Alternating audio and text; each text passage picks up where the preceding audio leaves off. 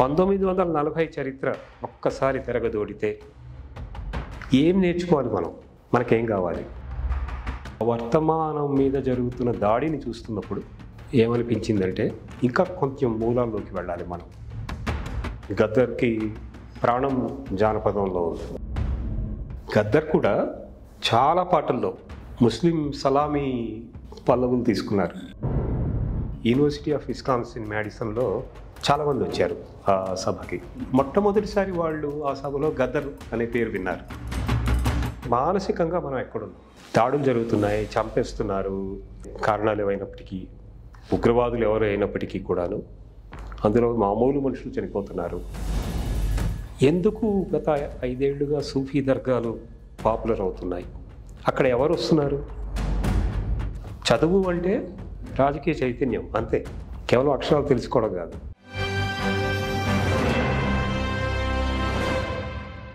యాక్చువల్గా ఇప్పుడు మీరు యుఎస్లో ఏం చేస్తున్నారు? అమెరికాలో మీరు చేస్తున్న టీచింగ్ ప్రొఫెషన్ ఉంది కదా, what is actually you're doing there? University of పెన్సిల్వేనియాలో పనిచేస్తున్నాను నేను. యూనివర్సిటీ ఆఫ్ పెన్సిల్వేనియాలో సౌత్ ఏషియా విభాగం చాలా పెద్దది. అంటే పెద్దది అంటే హిస్టరీ ఉంది దానికి. 1955లో భద్రిరాజు కృష్ణమూర్తి గారు అక్కడ పిహెచ్డి చేశారు. కానీ అప్పటి నుంచి ఉంది సౌత్ ఏషియా స్టడీస్. ఈ 10 ఏళ్లలో బాగా పెరిగింది.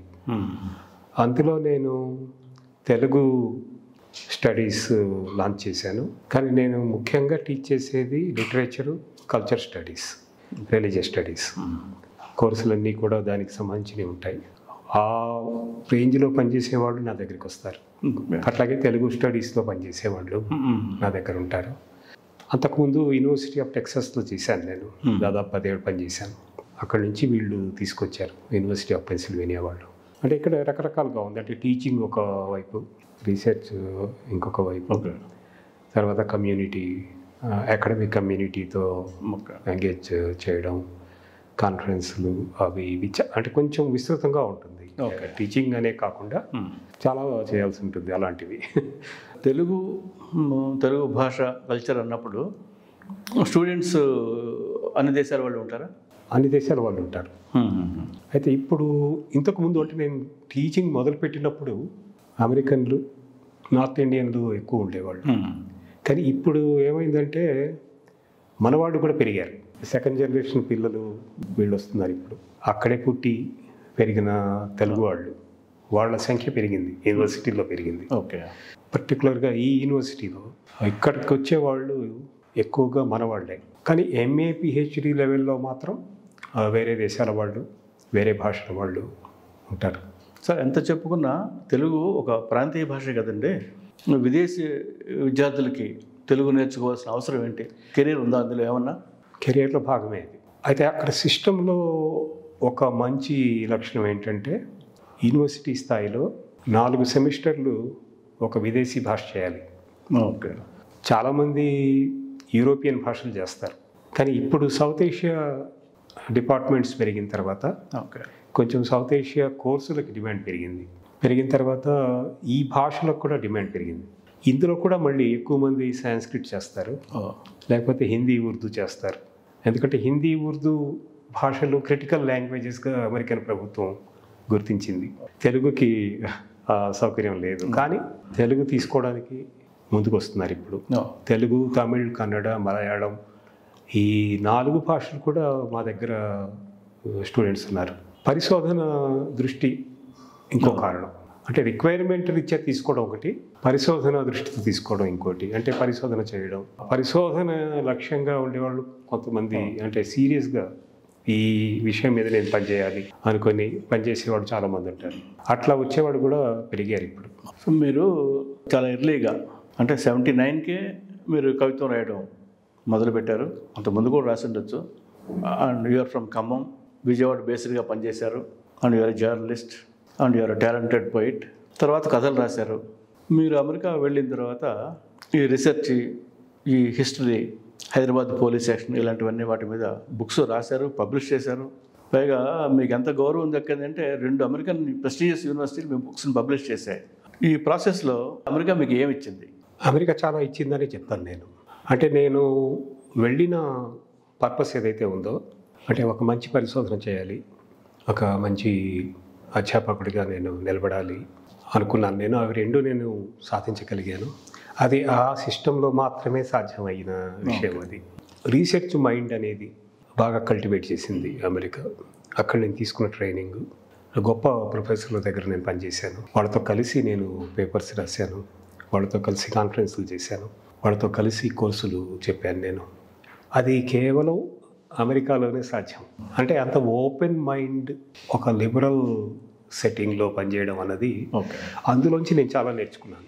అమెరికా చాలామంది వెళ్తారు, రకరకాల పనుల మీద వెళ్తారు, కానీ ఒక హిస్టరీ డిసిప్లిన్ నుంచి అందులో ట్రైన్ అయ్యి దానికి సంబంధించిన రీసెర్చ్ చేయాలి అన్న ఉద్దేశంతో అక్కడికి వెళ్ళిన తర్వాత అక్కడి నుంచి నేను, అంటే అది నాలో కూడా ఉండాలి, రిసీవ్ చేసుకునే తత్వం నాలో కూడా ఉంటేనే అది సాధ్యమవుతుంది కదా. వాటి నుంచి నేను నేర్చుకునేందుకు సిద్ధంగా ఉండాలి కదా. అది సాధ్యపడింది అక్కడ. పైగా నేను పనిచేసిన 3 యూనివర్సిటీలు కూడా చాలా major universities. University of Wisconsin, university of Texas at Austin, ఇప్పుడు పనిచేస్తున్న యూనివర్సిటీ ఆఫ్ పెన్సిల్వేనియా. ఇవి 3 కూడా చాలా మేజర్ రీసెర్చ్ సెంటర్స్ కూడా. ఈ 3 కూడా ఇండియా స్టడీస్కి చాలా ప్రయారిటీ ఉంది. అంటే పరిశోధన చేయడానికి వచ్చేవాళ్ళు సౌత్ ఇండియా మీద కూడా వాళ్ళకి, అంటే ఒక సీరియస్ పర్స్పెక్టివ్తో పనిచేసే వాళ్ళు అక్కడికి వస్తారు. వాళ్ళతో కలిసి పనిచేయడం కూడా నాకు అది అమెరికా ఇచ్చిన విషయంగానే నేను అనుకుంటాను. నేను వ్యక్తిగతంగా సరే, అంటే ఒక కవిగా, అంటే ఇదంతా పరిశోధన లేదా యూనివర్సిటీ పరిధిలో నేను చేసింది. కానీ యూనివర్సిటీ బయట కూడా, అంటే ఒక వ్యక్తిగా అక్కడ సమాజాలతో కలిసి పనిచేయడం, ముఖ్యంగా తెలుగు సమాజాలతో కలిసి పనిచేయడం, అలాగే అమెరికన్ సాహిత్య సమాజాలతో కలిసి పనిచేయడం, అట్లాగే ఇంగ్లీష్లో రాయడం, కేవలం పరిశోధన మాత్రమే కాకుండా ఇంగ్లీష్లో క్రియేటివ్ రైటింగ్ చేయడం, వీటన్నిటి వల్ల నాకేమైంది అంటే నేను ఎక్కువ తీసుకోగలిగాను. నేనేమన్నా ఇచ్చానా లేదా అన్నది నాకు ఇంకా తెలియదు. ఒక సందర్భంలో మీరు గద్దరు, పాల్ రాబ్సన్ని కంపేర్ చేస్తూ యుఎస్లో ఒక లెక్చర్ అది ఇచ్చారు. దాని వివరాలు ఏమన్నా? పాల్ రాబ్సన్ మా పొరిగింటి వాడే అంటాను నేను. ఎందుకంటే నేను ఉండే వీధికి అవతలి వీధిలో పాల్ రాబ్సన్ ఇల్లు ఉండేది. ఇప్పుడు అది మ్యూజియం. అది నేను ప్రతిరోజు క్యాంపస్కి, యూనివర్సిటీ క్యాంపస్కి వెళ్ళడానికి పాల్ రాబ్సన్ ఇంటి మీదుగానే వెళ్ళాలి. అలా వెళ్ళడం అన్నది నాకు 2 రకాల రిమైండర్స్ అందులో. ఒకటి, పాల్ రాబ్సన్ గురించి నాకు అంతకుముందు తెలుసు, శ్రీశ్రీ ద్వారా తెలుసు. చాలా విషయాలు నాకు శ్రీశ్రీ ద్వారానే తెలుసు కాబట్టి పాల్ రాబ్సన్ కూడా శ్రీశ్రీ ద్వారానే తెలుసు. అయితే నేను అలా ఆలోచిస్తున్నప్పుడు నాకేమర్థమైంది అంటే, పాల్ రాబ్సన్ క్రిస్టియానిటీ నుంచి, క్రిస్టియన్ సాంగ్స్ నుంచి చాలా తీసుకున్నాడు. పాట వింటున్నప్పుడు మీకు అనుకోకుండానే ఆ క్రిస్టియన్ మిథలాజికల్ ఎలిమెంట్ మీలోకి ప్రవేశిస్తుంది. అలా ఆలోచిస్తున్నప్పుడు నాకేమనిపించిందంటే, పాల్ రాబ్సన్కి గద్దర్కి చాలా పోలికలు ఉన్నాయి అనుకున్నాను నేను. గద్దర్ కూడా చాలా పాటల్లో ముస్లిం సలామీ పల్లవులు తీసుకున్నారు. ఆయనకి బాగా పేరు తెచ్చిన పాటలన్నీ కూడా ముస్లిం సూఫీ సంస్కృతిలోంచి తీసుకున్నారు ఆయన. గద్దర్ కూడా నాకు స్వయంగా చెప్పిన విషయమే అది.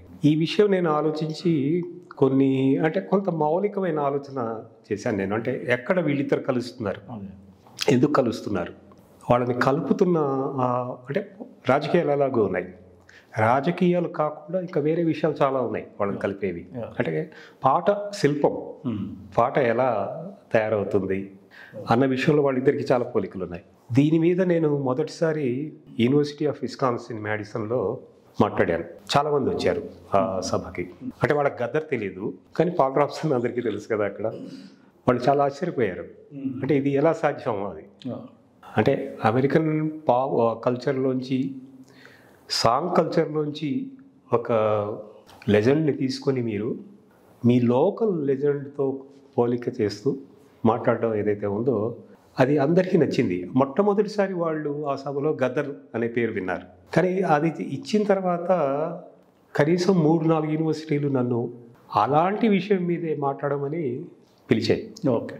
వెళ్ళిన చోటల్లో కూడా, అంటే అమెరికాలో ఇప్పుడు ఏంటంటే pop culture, pop music, popular literature, song culture, ఇవి చాలా బలమైన ప్రక్రియలు. చాలా పరిశోధన జరుగుతోంది. కానీ వాళ్ళకి అర్థం కాని విషయం ఏంటంటే, అమెరికా బయట కూడా అలాంటి సాంగ్ కల్చర్ చాలా బలంగా ఉంది. అన్న విషయం వాళ్ళకి అర్థం కాదు. అది మొదటిసారి నేను వాళ్ళకి గద్దర్ గురించి చెప్పినప్పుడు గద్దర్ పాటలు కొని అప్పటికప్పుడు ట్రాన్స్లేట్ చేసి వాళ్ళకి ఇంట్రడ్యూస్ చేశాను నేను. ఓకే. చేసినప్పుడు వాళ్ళకి అది చాలా సర్ప్రైజింగ్గా అనిపించింది. అమెరికా వాళ్ళకున్న మంచి లక్షణం ఏంటంటే వెంటనే ఆశ్చర్యపోతారు మనం ఏం చెప్పినా కూడా. ఓకే, ఇందులో చాలా ఉంది, తెలుసుకోవాల్సింది.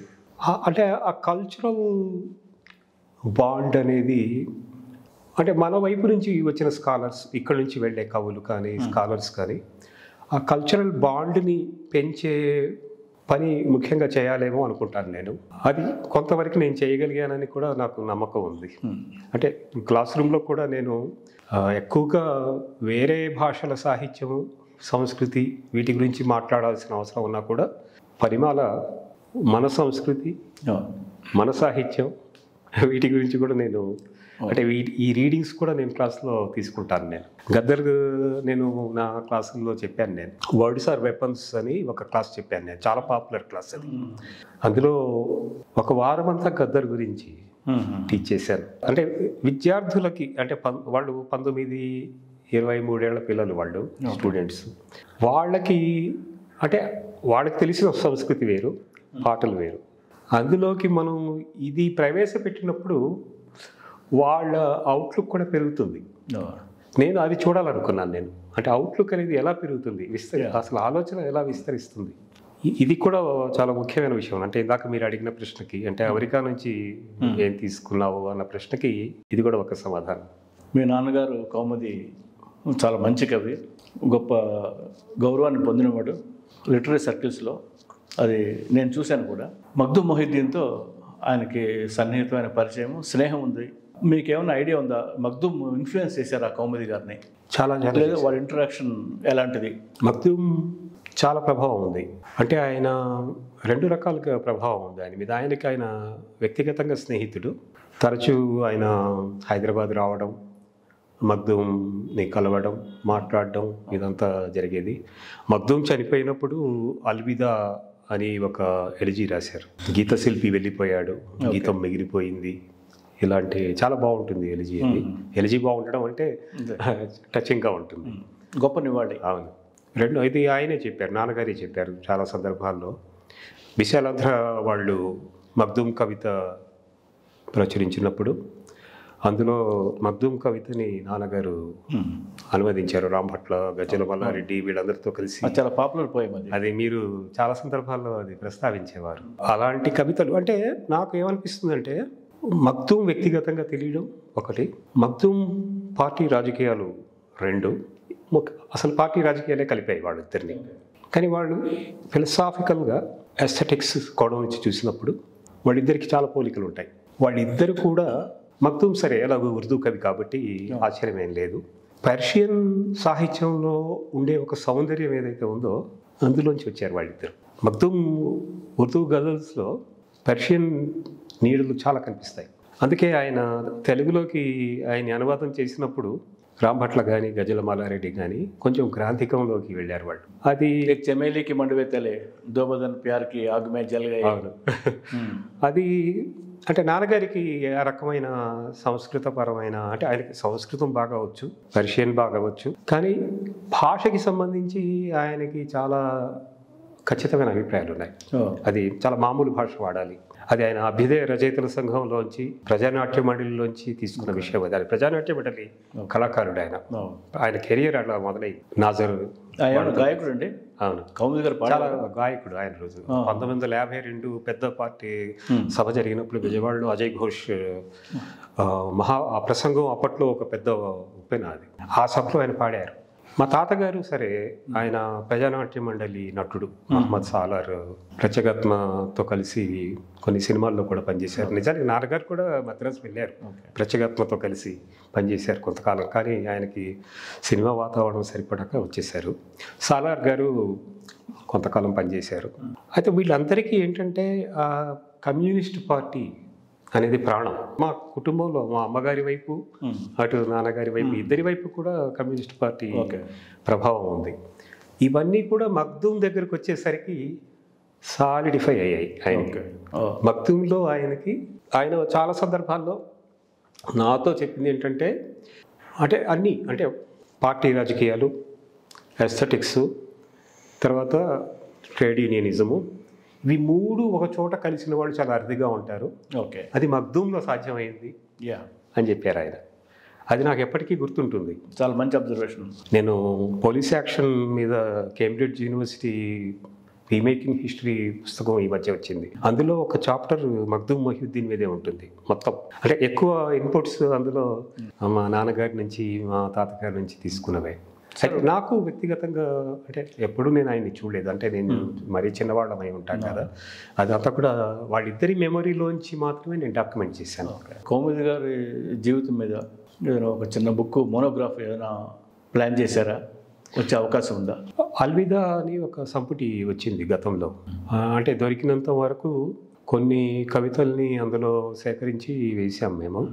అది కానీ తర్వాత ఇంకా చాలా ఉన్నాయి. ఆయన విశాలాంధ్రలో పనిచేశారు ఇంతకుముందు. విశాలాంధ్రలో పనిచేస్తున్నప్పుడు చాలా రాశారు ఆయన. తర్వాత కూడా అంటే విశాలాంధ్రలో మానేసి ఖమ్మం వచ్చిన తర్వాత కూడా ఆయన విశాలాంధ్రలో ఏదో ఒకటి ప్రతి వారం రాసేవారు. విశాలాంధ్ర ఆదివారం అంటే ఆదిబంధం అంటే అది ఒక పెద్ద కొత్త తరానికి ఒక పెద్ద ఆకర్షణ ఆ రోజుల్లో. అందులో చాలా రచనలు వచ్చాయి ఆయనవి. అవన్నీ కూడా కొన్ని దొరికాయి. ఆయన స్టూడెంట్ గుర్రం సీతారాములు వాటిని కొన్నిటిని సేకరించాడు. అవి ఒక పుస్తకంగా వేయాలని ఆలోచన ఉంది. సరే, నవల అందరికీ తెలిసింది, అనువాద నవల కళ్యాణ మంజీరాలు. ఆయన సొంతంగా రాసిన నవల విజయ. కళ్యాణ మంజీరాలు ఇప్పటికీ విశాలాంధ్ర వాళ్ళు వేస్తూనే ఉన్నారు. ముందు హైదరాబాద్ బుక్ ట్రస్ట్ వాళ్ళు వేశారు, విజయ న్యూ స్టూడెంట్స్ బుక్ సెంటర్ వాళ్ళు వేశారు. అంటే వచనం చాలా రాశారు ఆయన. సమీక్ష కానివ్వండి, విమర్శ కానివ్వండి, కథలు కానివ్వండి. దురదృష్టవశాత్తు ఏంటంటే నాకు ఊహ తెలిసేటప్పటికీ అవన్నీ మాయమైపోయాయి.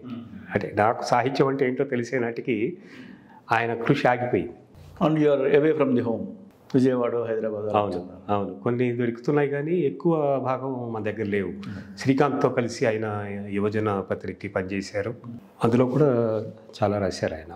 అంటే కృషి చాలా చేసి, అంటే నాకు ఎప్పుడు బాధ ఉంటుంది. అది అంటే మనకు చాలామందికి అలవాటు ఉంటుంది. మనలో చాలామంది చాలా గొప్ప కృషి చేశారు, కానీ మనకి దాన్ని దాచిపెట్టుకునే తత్వం లేదు మనకి. అది అంటే ఒక హిస్టారియన్ దృష్టితో చూసుకోవాల్సిన అవసరం కూడా ఉంటుంది కొన్నిసార్లు మనల్ని మనం.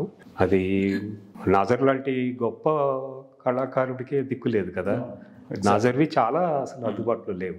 హైదరాబాద్ పోలీస్ యాక్షన్ సంబంధించి లామకాలంలో చేసిన ప్రసంగంలో చాలా ఇంట్రెస్టింగ్ విషయాలు చెప్పారు. ఇంతమంది ముస్లిమ్స్ చనిపోయారు, లేదా ఇంతమంది గల్లంతయ్యారు, అలాంటిది ఏమన్నా మీరు ఈ రీసెర్చ్లో ఏమైనా ఇన్ఫర్మేషన్ ఏమన్నా లెక్కలు ఏమన్నా సేకరించగలిగారా? ఆ పుస్తకం మొత్తం దృష్టి అంతా దాని మీదే కేంద్రీకరించాను నేను. ఎందుకంటే అందులో అనధికారికమైన అంచనా ప్రకారం 50,000 మంది చనిపోయారు. కానీ అధికారికంగా ఆ పోలీస్ యాక్షన్ మీద పెట్టిన కమిషన్, సుందర్లాల్ కమిషన్ ఏదైతే ఉందో, అది నెహ్రూ ప్రభుత్వం పెట్టిన కమిషన్. అది వాళ్ళు చెప్పిన లెక్క 27,000. 50,000 మంది వలస వెళ్ళిపోయారు వేరే దేశాలకి. ఓకే. కానీ అనధికారికంగా ఏంటంటే 1,50,000 మంది పాకిస్తాన్, అమెరికా, యూరోప్ ఈ దేశాలకి వలస వెళ్ళిపోయారు ఇక్కడ హింసని భరించలేక. ఓకే, అది నిజమే. అది అవన్నీ కూడా నేను డాక్యుమెంట్ చేశాను, రకరకాలుగా డాక్యుమెంట్ చేశాను. అంటే ఆర్కైవ్స్ నుంచి అప్పటి పత్రికలు, అప్పటి ప్రభుత్వ పత్రాలు, వీటన్నిటికంటే ముఖ్యంగా అసలు ఆ పోలీస్ యాక్షన్ హింసని, వారం రోజుల పాటు జరిగిన ఆ హింస ఏదైతే ఉందో దాన్ని చూసిన ప్రత్యక్ష సాక్షుల్ని 150 మందిని నేను చాలా దూరాలు ప్రయాణం చేసి కలుసుకున్నాను నేను. అందులో సగానికి పైగా స్త్రీలు, ఇంకా కొంతమంది దళితులు. వాళ్ళందరూ కూడా అంటే కేవలం వారం రోజుల్లో జరిగింది. ఇది సెప్టెంబర్ 14 నుంచి 17 వరకు జరిగింది. 3 రోజులే ఉంటుంది. అది 3 రోజుల్లో ఇన్ని వేల మందిని, 5 రోజుల్లో ఇన్ని వేల మందిని చంపడం ఎలా సాధ్యమైంది? అంత మిలిటరీ దురాక్రమణ. నేను అసలు ఆ పుస్తకానికి పోలీస్ యాక్షన్ అని పేరు పెట్టినప్పుడు కొంతమంది అబ్జెక్షన్ చెప్పారు. ఇది పోలీస్ యాక్షన్ కాదు, మిలిటరీ ఇన్వేషన్. మీరు ప్రభుత్వం వాడిన పదం పోలీస్ యాక్షన్, మీరు దాన్ని ఎందుకు వాడుతున్నారు? పుస్తకం పేరు మార్చాలి అని చెప్పి చాలామంది అడిగారు. కానీ పబ్లిక్ మెమరీలో అది పోలీస్ యాక్షన్గానే ఉంది. అందరూ దాన్ని అలాగే రిఫర్ చేస్తాం కదా. అవును, పోలీస్ చర్య, పోలీస్ యాక్షన్, ఇంతే దాని పేర్లు. కానీ అది మిలిటరీ చర్య నిజానికి. ఇప్పటికి కూడా మనం పల్లెటూళ్ళలోకి వెళ్ళి మారుమూల పల్లెటూళ్ళు. అంటే ఎంతసేపటికి మనం ఏమనుకుంటున్నామంటే పోలీస్ యాక్షన్ జరిగింది, ఎక్కడో జరిగింది, వేరే దూర ప్రాంతాల్లో జరిగింది, మహారాష్ట్రలోనో లేకపోతే ఇంకో చోట జరిగిందని అనుకుంటాం. కానీ కాదు.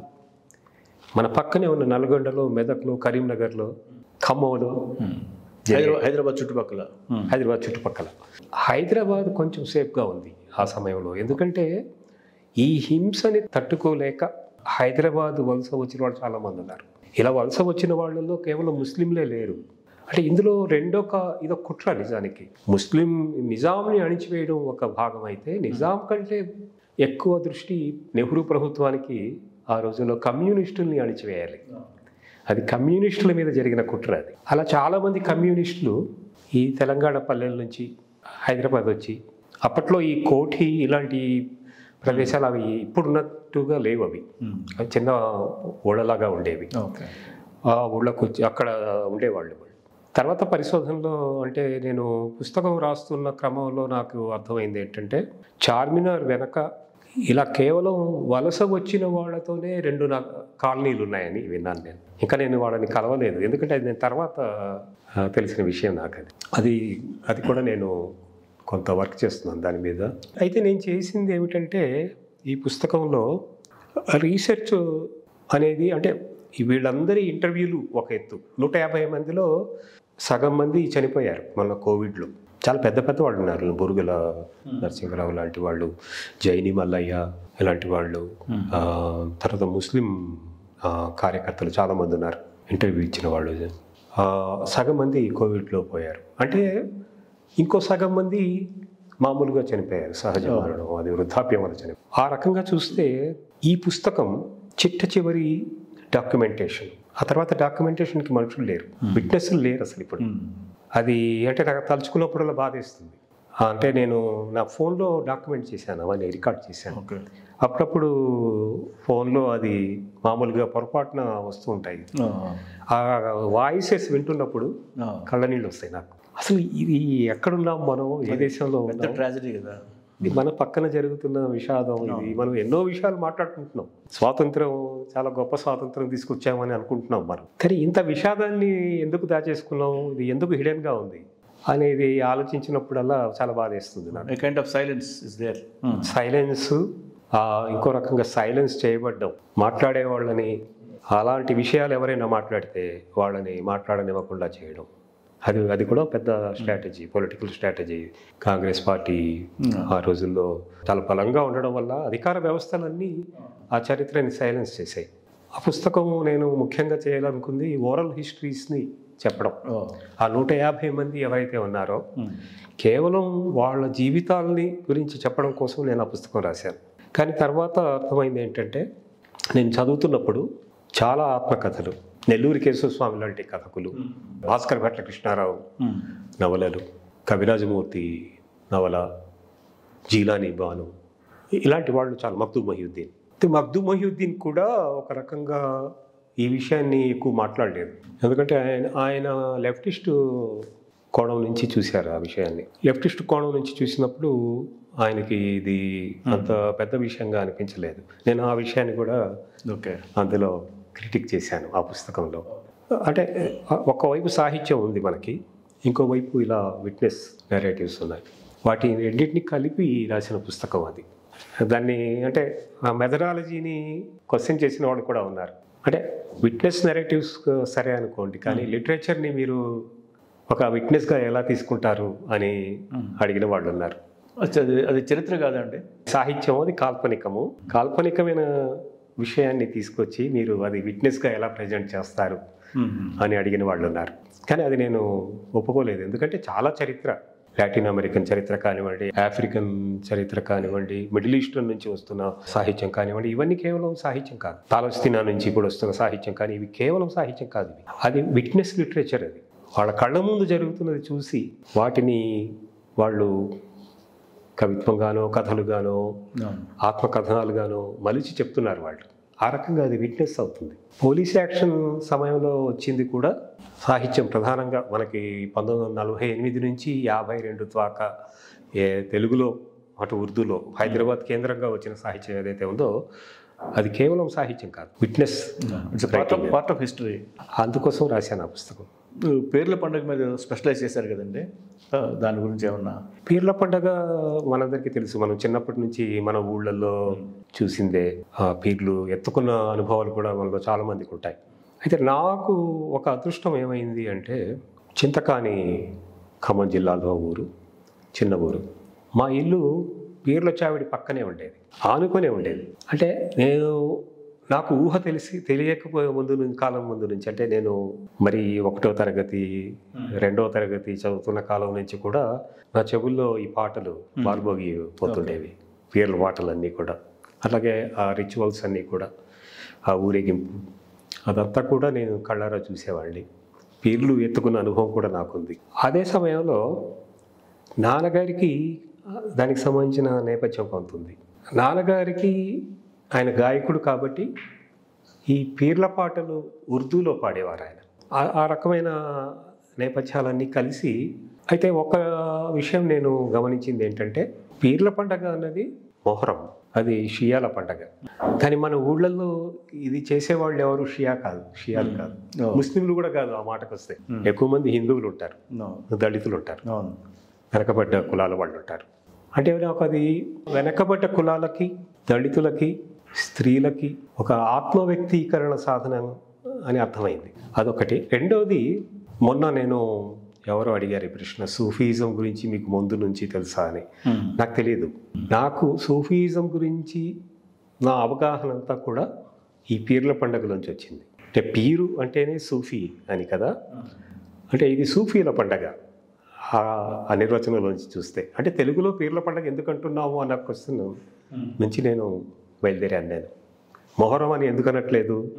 ముస్లింలందరూ మొహరం అంటారు కదా, హైదరాబాద్లో చాలా ప్రముఖమైన ఈవెంట్ అది. మన ఊళ్ళల్లో మాత్రం పీర్ల పండుగ అయింది.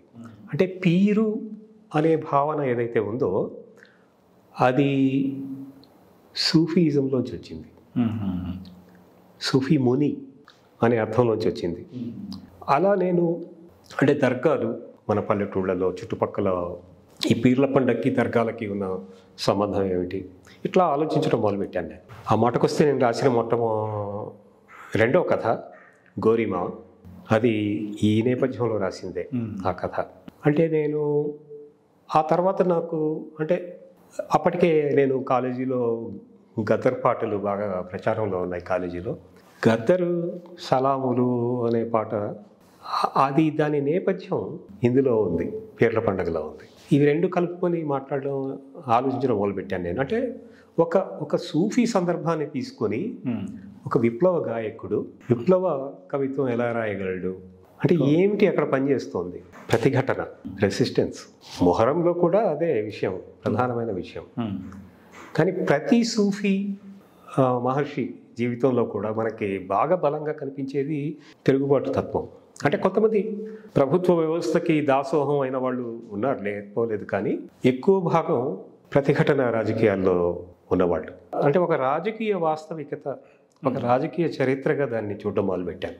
రక్త స్పర్శ నుంచి బ్యాక్ ఇన్ 80, అప్పటి నుంచి మొన్న ఇంటి వైపు ఈ మధ్య మీ కలెక్టర్ వర్క్స్ పోయిటరీ అంతా పెద్ద పుస్తకం రావటం, పోయిటరీ మీ ప్రధానమైన వ్యాపకం కనుక.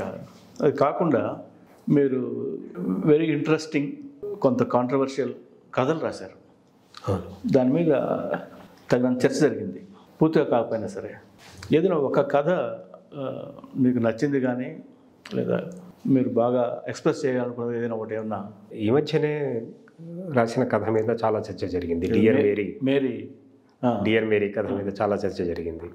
డియర్ మేరీ కథ నిజానికి నేను ఒక చర్చి కూల్చివేయడం అది కేంద్రంగా రాసిన కథ. అది నాకు తెలియదు. అంటే నాకు క్రిస్టియన్ ఫ్రెండ్స్ చాలామంది ఉన్నారు, నాకు చిన్నప్పటి నుంచి ఉన్నారు. నాకు అంటే వాళ్ళ ఇళ్ళకి నేను వెళ్ళడం, ప్రతి క్రిస్మస్కి వాళ్ళ ఇంట్లో గడపడం, ఇవి అనుభవాలు ఉన్నాయి. కానీ వాళ్ళ పెయిన్ని ఓన్ చేసుకొని ఒక విషయం మాట్లాడడం అనేది ఎప్పుడు జరగలేదు.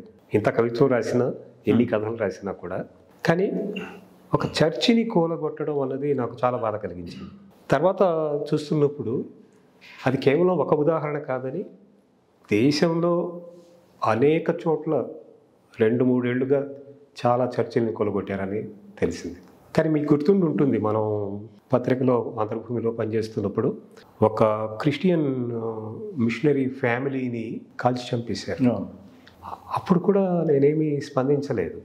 అంటే ఆ బాధ ఉంది లోపల, అరే ఒక మొత్తం ఫ్యామిలీని ఎట్లా కాల్చి చంపేస్తారు అంటే అది వాళ్ళ మత విశ్వాసం వాళ్ళది, దాని మనం అందరి మత విశ్వాసాలలాగే వాళ్ళ మత విశ్వాసం కూడా. కానీ అంత మాత్రాన కాల్చి చంపేయడం అంటే ఇవన్నీ రకరకాలుగా, అంటే నేను చిన్నప్పటి నుంచి చూసిన నా క్రిస్టియన్ స్నేహితులు, వాళ్ళ పండుగలు, వాళ్ళ జీవితాలు, దళిత క్రిస్టియన్స్, ఇవన్నీ నాకు మనసులో మెదిలాయి. అలా ఆలోచిస్తున్నప్పుడు ఆ కథ పుట్టింది. ఆ కథ అంటే నేను ఊహ చాలా ఉంటుంది ఆ కథలో, వాస్తవం చర్చి ధ్వంసం వరకే ఉంటుంది వాస్తవం. కానీ మిగతాదంతా కూడా అంటే ఆ కథలో మేరీతో అతని ప్రేమ అదంతా కూడా నా ఊహ అది. కానీ ఆ ఊహ కూడా మరీ కట్టలు తెంచుకొని వెళ్ళిపోయిన ఊహ ఏం కాదు అది. క్రిస్టియానిటీ నా మటుకు నాకు జీసస్ జీవితంలోంచి మొట్టమొదట నేర్చుకున్న పాఠం కంపాషన్, లవ్, ప్రేమ, కరుణ. క్రిస్టియన్ ఏ స్ట్రక్చర్ని చూసినా కూడా ఎక్కడైనా సరే, అది ఇక్కడ కానివ్వండి, అమెరికాలో కానివ్వండి, నేను యూరోప్లో బాగా తిరిగాను, నేను యూరోప్లో కానివ్వండి చాలా పాత చర్చలు చాలా చూశాను నేను. ఎక్కడికి వెళ్ళినా కూడా క్రిస్టియానిటీ నా మతం కాకపోవచ్చు, కానీ నాకు జీసస్ని చూసినప్పుడల్లా ప్రేమ, కరుణ, ఈ రెండు భావాలు, అదే కదా ఆయన జీవితం అంతా బోధించింది. అలాంటివి బోధించిన వ్యక్తి, అలాంటి బోధనల్ని ప్రచారం చేస్తున్న వాళ్ళని హింసించాల్సిన అవసరం ఈ సమాజానికి ఏముంది? అందుకే ఈ డియర్ మేరీ కథ అందులో ప్రేమ కథ అది, కానీ ప్రేమ ముసుగులో ఉన్న రాజకీయ కథ అది. అందుకే ఆ కథ చాలా చర్చ జరిగింది దాని మీద. అది ఇప్పుడు ఇంగ్లీష్లో కూడా వస్తుంది, 2-3 భాషల్లో కూడా అనువాదం అవుతుంది ఆ కథ. అది కొత్త కథ కాబట్టి నేను దాని గురించి చెప్పాను.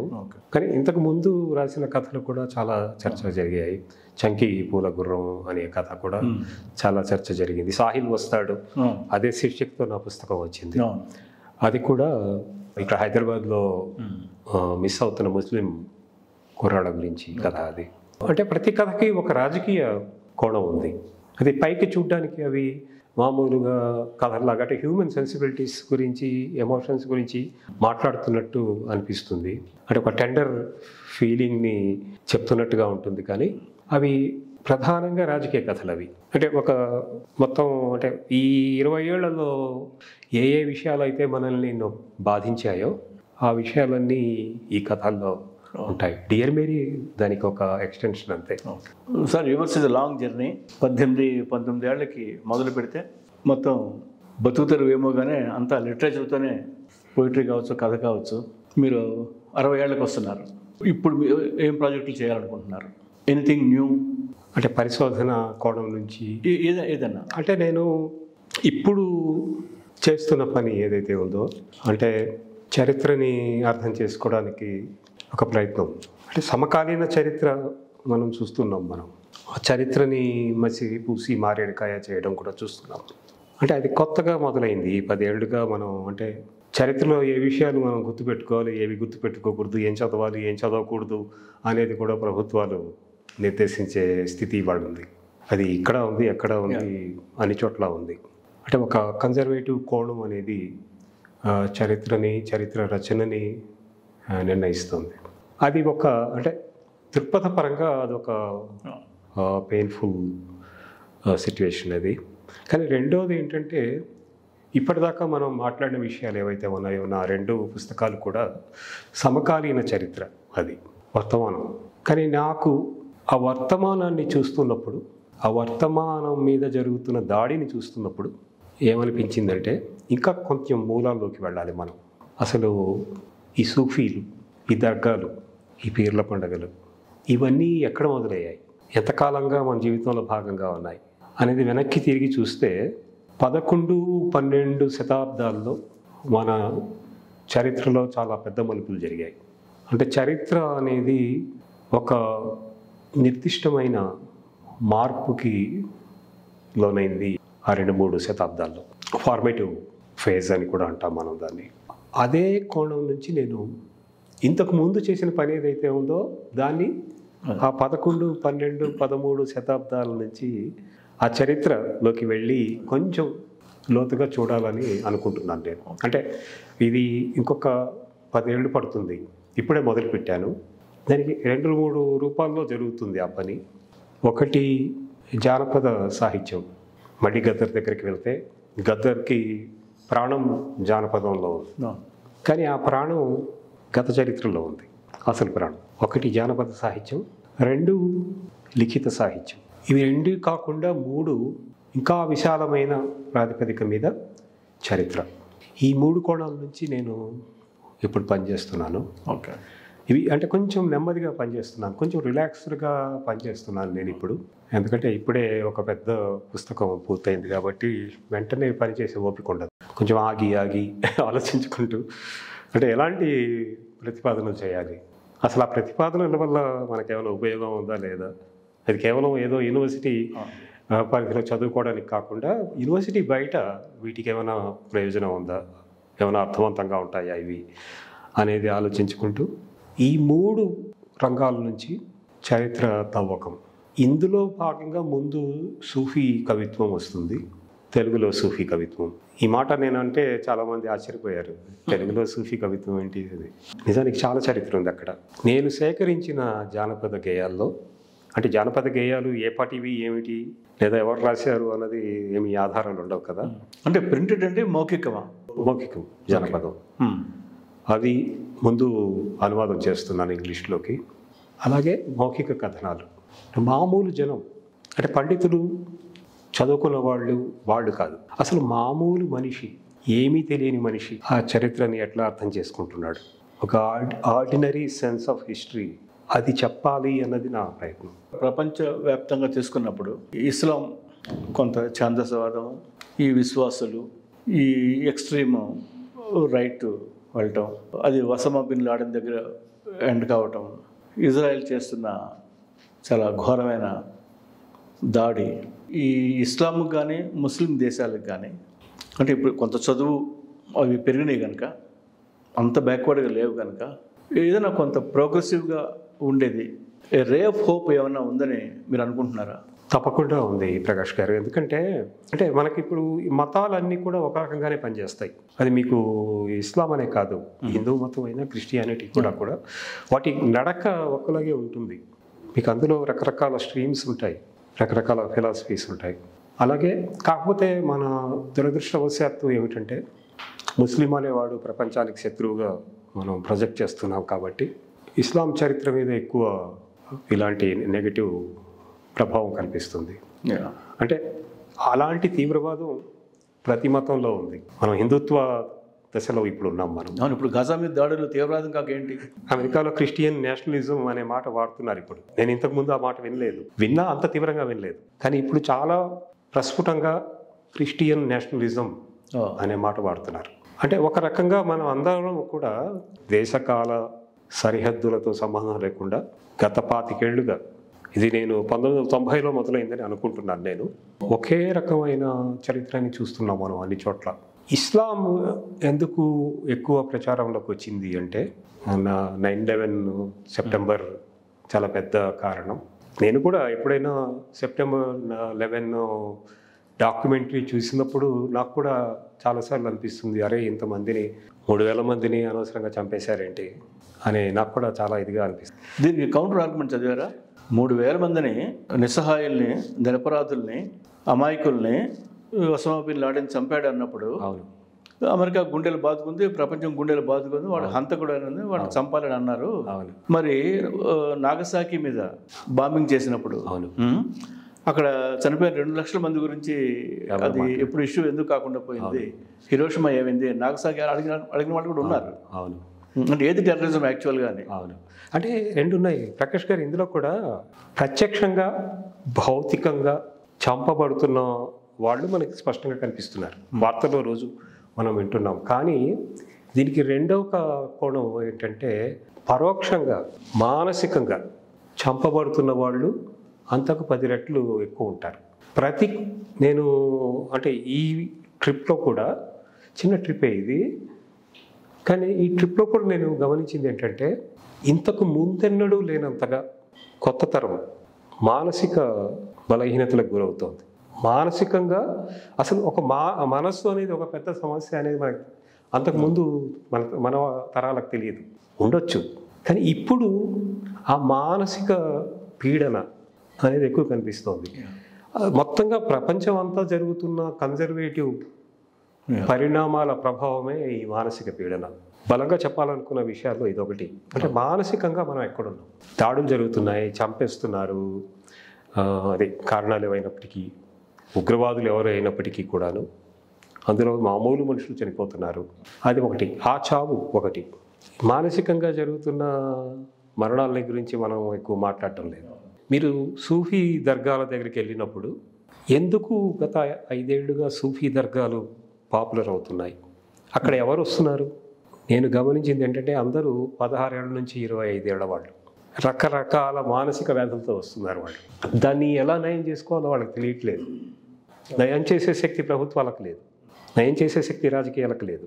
వాళ్ళకున్న ఒకే ఒక్క దిక్కు ఏంటంటే కొంచెం ప్రశాంతత కావాలి, వాళ్ళ జీవితాల్లో హీలింగ్ కావాలి, ఒక సోలైస్ కావాలి.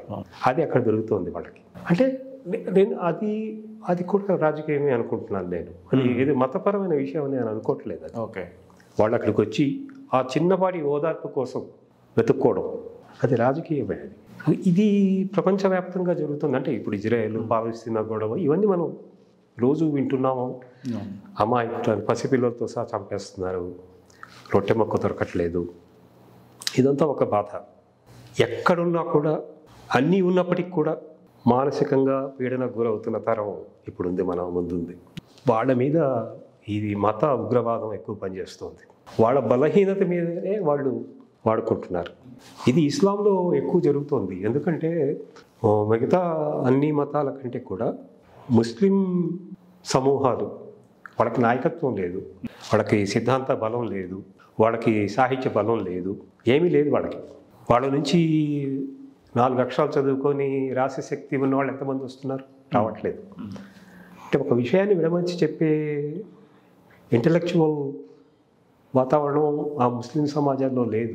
ఇండియన్ కాంటెక్స్ట్లో అండి, ఇది ఇండియన్ కాంటెక్స్ట్లోనూ అన్ని చోట్ల. నేను ఇదే విషయాన్ని నేను పాలస్తీనా కూడా వర్తించి చెప్పొచ్చు, మిడిల్ ఈస్ట్కి వర్తించి కూడా చెప్పొచ్చు, సౌదీ అరేబియాకి వర్తించి చెప్పొచ్చు. ఎందుకంటే ముఖ్యంగా సౌదీ అరేబియా వాళ్ళు ముస్లిం అనే ముద్ర మీద, ఇస్లాం అనే ముద్ర మీద మన మీద రుద్దుతున్న మూఢత్వాలు ఏవైతే ఉన్నాయో అది మొత్తం ముస్లిం తరానికి శాపం. అది వాళ్ళు చెప్పే ఇస్లాం ఎక్కడా లేదు, అది ఎవరికి ఉపయోగపడే ఇస్లాం కాదు అది. కానీ ఇవాళ రకరకాల కారణాల వల్ల సౌదీ అనేది ఒక పెద్ద నిర్ణాయక శక్తిగా మారింది. అది రాజకీయ విషాదం, అదే సమయంలో సామాజిక విషాదం. అది ఎక్కడో ఉన్నప్పటికీ కూడా ఇవాళ ఇక్కడ ఇండియాలో ఒక మారుమూల గ్రామంలో ఉన్న ముస్లిం కూడా దాని ప్రభావాన్ని అనుభవించే దుస్థితి ఏర్పడింది. దీని నుంచి మనం బయటపడాలంటే మనం చదువుకోవాలి. నేను అంబేద్కర్ స్కూల్ ఆఫ్ థాట్ని నమ్ముతాను. ఆ విషయంలో చదవాలి. చదువు చాలా ముఖ్యం. రకరకాల చదువు కావాలి మనకి. ముస్లిం సమాజానికి అంటే లిటరసీ రేటు అనేది కాదు, వీళ్ళందరూ గొప్ప గొప్ప చదువులు చదువుతున్నారు, సాఫ్ట్వేర్ ఉద్యోగాలు చేస్తున్నారు, బుర్ఖా పర్దాల్లో ఉంటూ కూడా గొప్ప గొప్ప స్థాయిలోకి వెళ్తున్నారు. అది కాదు విషయం. మానసికంగా ఎక్కడున్నాం మనం? మైండ్ స్పేస్ అనేది పెరుగుతోందా లేదా? ఇప్పుడు అంటే అమెరికాలో నేను పాఠాలు చెప్పే క్లాసుల్లో చాలామంది ముస్లిం విద్యార్థులు ఉంటారు. నేను గమనించింది ఏంటంటే వాళ్ళు ఒక ప్రోగ్రెసివ్ ముస్లిం వాదం వైపు చూస్తున్నారు. అంటే అది కూడా బలపడుతోంది అమెరికాలో.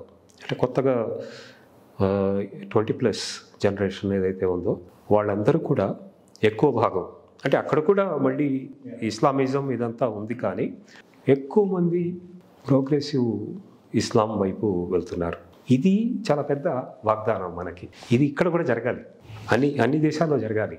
అంటే జరగడం అంటే హిందూ మతం అయినా, క్రిస్టియానిటీ అయినా, ఇస్లాం అయినా సరే జనరల్గా ఇవన్నీ మగదురహంకార మతాలే, ఆ పద్ధతులు ఉంటాయి. మన భారతదేశం కాంటెక్స్ట్లో అంటే from Babri Masjid to Narendra Modi మీరు చెప్పిన ముస్లింల మానసిక వేదన కానీ, ఈ పర్సిక్యూషన్ కానీ ఒకటైతే, అసలు ముస్లిం విమెన్ ఇష్యూని ఎవరైనా అడ్రస్ చేస్తున్నారా ఎఫెక్టివ్గా? అది కూడా లోపంగా వెలితిగా ఉంది ప్రకాష్ గారు. ఎందుకంటే మీకు అవి అడ్రస్ చేయాలంటే ఆ సమూహంలో చైతన్యం రావాలి. ఎలాంటి చైతన్యం కావాలి? అంటే ఇస్మత్ చుక్తా ఇలాంటి ఆవిడ రాశారు కదండి అప్పుడే. మీరు కొంచెం గతంలోకి వెళ్తే మనం ఎలాగో మనం పోలీస్ యాక్షన్ గురించి మాట్లాడాము, మగ్దు మొహియుద్దీన్ గురించి మాట్లాడాం కదా. ఒక్కసారి మనం మగ్దు మొహియుద్దీన్ జీవితాల్లోకి వెళ్తే 1940 కమ్యూనిస్టు పార్టీ చరిత్రతో ముడిపడిన జీవితం, అభ్యుదయ రచయితల సంఘం ఒక ఉద్యమంగా మారిన 43-44 తర్వాతి తరం. మగ్దు మొహియుద్దీన్ లాంటి వాళ్ళు ఇప్పటి సమాజంలో ఎంతమంది ఉంటారు? ముస్లింలలో చాలా కష్టం, మీకు వెతికితే కూడా దొరకరు. అంటే ఇప్పుడు ఇంకా చాలా విషయాలు ఉన్నాయి మనకి ఇప్పుడు, అంటే చాలా చర్చలు జరుగుతున్నాయి. కానీ అంటే ప్రోగ్రెసివ్ ఎలిమెంట్ ముందు మనం చేరుకోవాల్సిన మజిలీ ఈ ప్రోగ్రెసివ్ ఎలిమెంట్. మనం చరిత్ర అక్కడ మలుపు తిరిగింది మనకి.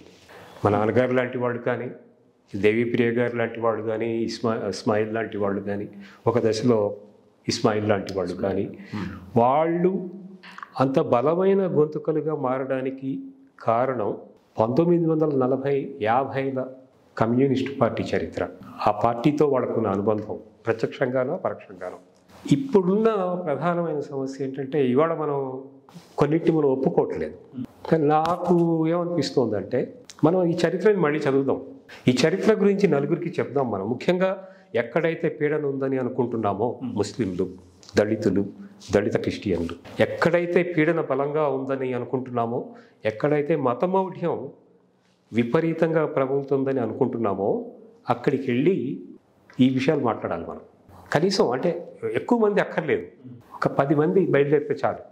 ఇది నార్త్ ఇండియాలో కొంతవరకు జరుగుతోంది, ముస్లిం కమ్యూనిటీలో, అమెరికన్ ముస్లిం సమాజంలో జరుగుతోంది, పాలస్తీనా సమాజంలో చాలా బలంగా ఉంది. మీరు ప్రతి అక్కడ నుంచి వస్తున్న కవిత్వం కానీ, కథలు కానీ, ఆత్మకథనాలు కానీ చదువుతున్నప్పుడు ఇంత బలమైన గొంతుకులు ఎందుకున్నాయి ఇక్కడ అంటే అక్కడ పీడన స్వరూపం అది వేరే. కానీ మిగతా చోట్ల కూడా అంతకంటే భిన్నంగా ఏం లేదు ప్రకాష్ గారు. అంటే కనీసమైన ఆ రాజకీయ స్పృహ అనేది కావాలనుకుంటున్నాను నేను. చదువు అంటే రాజకీయ చైతన్యం అంతే, కేవలం అక్షరాలు తెలుసుకోవడం కాదు. అది ఆ అవగాహన పెరిగితే ముస్లిం సమూహాలు, ముఖ్యంగా ముస్లిం సమూహాలకు అది చాలా అవసరం. మనం ఎటు తిరిగి మళ్ళీ ముస్లిం పార్టీల మీద ఆధారపడుతున్నాం మనం. అది చాలా అన్యాయం కదా.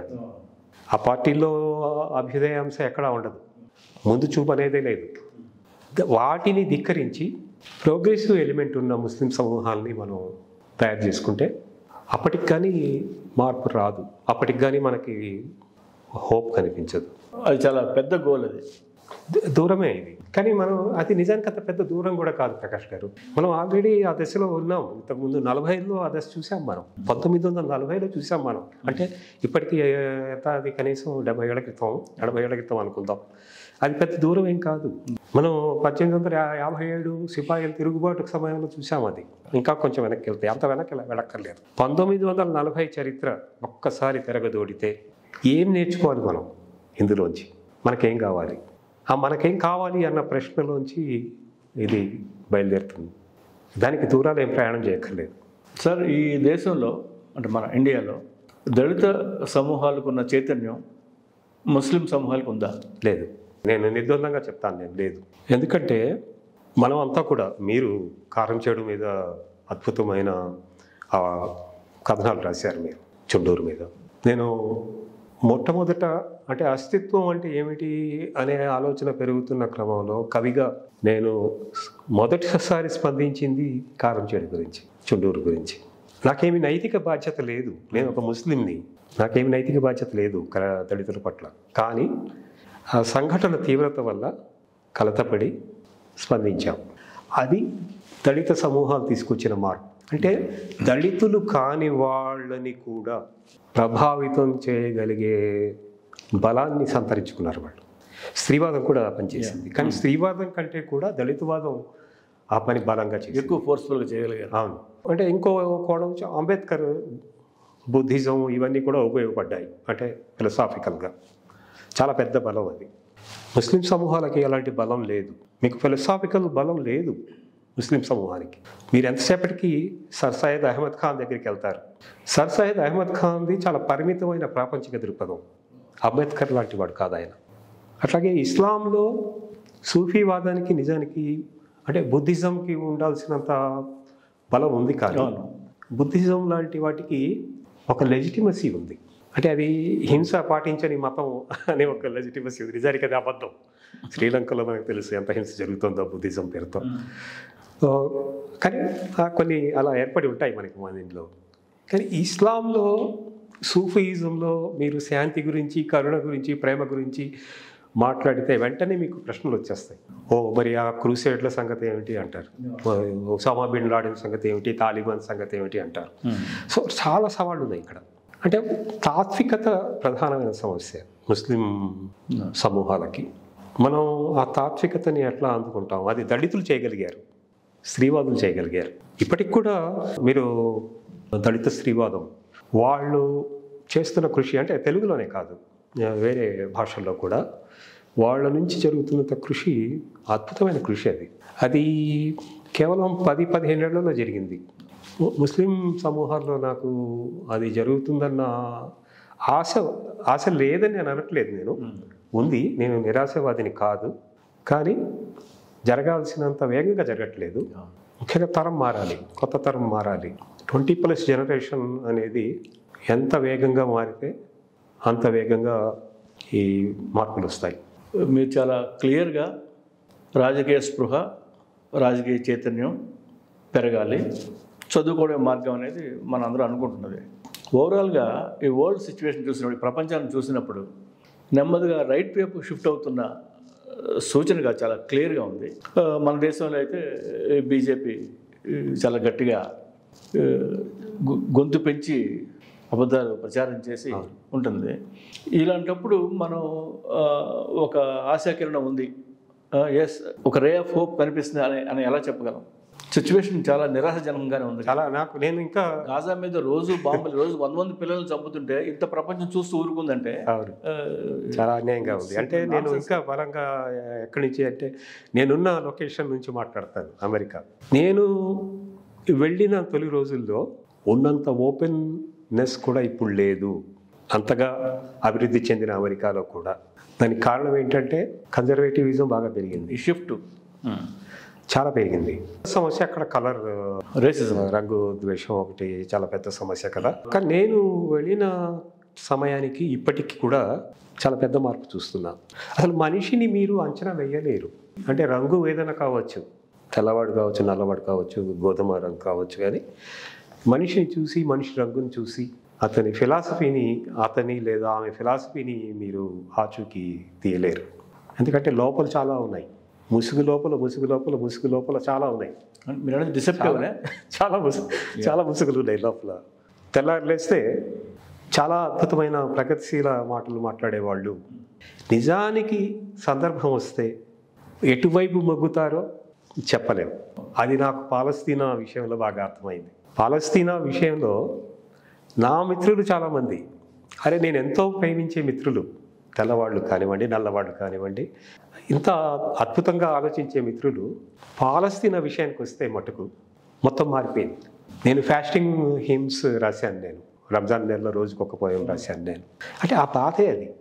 నా ఇమీడియట్ కమ్యూనిటీలో ఇంత వ్యతిరేకత, అంటే ఇది పైగా చదువుకున్న వాళ్ళు, చాలా ఇంటలెక్చువల్ విగర్ ఉన్నవాళ్ళు, వాళ్ళు కూడా ఇలా మాట్లాడుతున్నప్పుడు ఎక్కడున్నట్టు మనం? ఆ ప్రమాదం ఇక్కడ ఎక్కువ ఉంటుంది ఇండియా లాంటి చోట. ఎందుకంటే ఇండియాలో ఇంకా చాలా విషయాలు కలిసి వస్తాయి. అక్కడ లిటరసీ రేటుకు ఇదంతా ఈ అజ్ఞానం అంతా బాగా యాడ్ అవుతుంది. అందుకని మీడియా ఏది చెప్తే అది నిజమని నమ్మే అమాయకత్వం కాదు, అది వ్యూహమే. అది ఇవన్నీ చాలా కలిసి వస్తాయి ఇండియాలో. ఇంకొక విషయం ఏంటంటే అమెరికాలో ఉన్న భారతీయులు, మీరు ఎక్కువ మంది ఎంతో కొంత కన్జర్వేటివిజం ఉంది వాళ్ళకి. హ్యూస్టన్లో మోడీ వచ్చినప్పుడు అసలు అది జనం ఉప్పెనలా తరలి వచ్చారు. ఇది అసలు ఎక్కడున్నాం మనం అనే ప్రశ్న. అది నాకు చాలా, అంటే నేను నా విశ్వాసాలు కొన్ని నాకుంటాయి. ఒక వ్యక్తిగా, ఒక బుద్ధిజీవిగా, ఒక టీచర్గా, ఒక రచయితగా నాకు కొన్ని నమ్మకాలు ఉన్నాయి. ఇలాంటివి జరిగినప్పుడు ఆ నమ్మకాలన్నీ కుప్పకూలిపోతాయి. పాలస్తీనా విషయంలో నాకు అలాంటి చాలా పాఠాలు నేర్చుకున్నాను నేను. ఇక్కడ ఇండియాలో ఇంకా ఎక్కువ ఉంటాయి అలాంటివి. రోజు గుణపాఠమే ఇక్కడ మనకి. కానీ రే ఆఫ్ హోప్ ఉంది. నా దగ్గరికి వచ్చే విద్యార్థులు వాళ్ళు తెల్లవాళ్ళు ఉంటారు, నల్లవాళ్ళు ఉంటారు, ముస్లిం దేశాల నుంచి వచ్చిన వాళ్ళు కూడా ఉంటారు. కానీ మాట్లాడడం మొదలుపెట్టిన తర్వాత వాళ్ళకి తెలియదు వాళ్ళ లోపల ఏ మనిషి కూర్చొని ఉన్నాడో.